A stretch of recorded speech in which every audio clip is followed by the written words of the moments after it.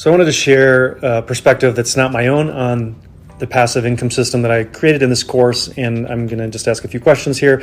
I have, I'm not going to say her name just for privacy purposes, but how old are you? I'm 19. And do you work or what do you do? I'm currently a college student full-time. Okay, and what can you tell us about Ground Floor?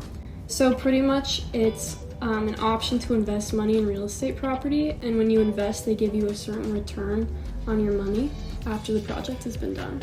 So how do you know, like, which ones are risky? Do they have like a numbering system or a lettering system, or what is that? They have a lettering system, and so usually A is probably the most conservative, least risky, and then I think it goes all the way to like F, and that's pretty risky. Okay, and so far, what kind of returns have you been seeing in your Ground Floor account? I've invested quite a bit of money, but my rate of return is currently at 10.8%. Okay, so how much rate of return are you getting in your savings account in the bank right now? About nothing. I get maybe 1 cent per month. Very true, very true. Do you invest in anything else? Do you have any other investment vehicles that you use? Yeah, so I have a couple investments in stocks, and I just opened up an options account. Okay, and how else can you make money with Ground Floor? Is there any other way that you've made money besides just investing?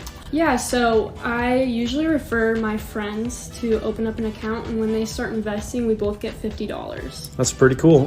Thumbs up or thumbs down, Ground Floor? Thumbs up for sure. All right, thank you.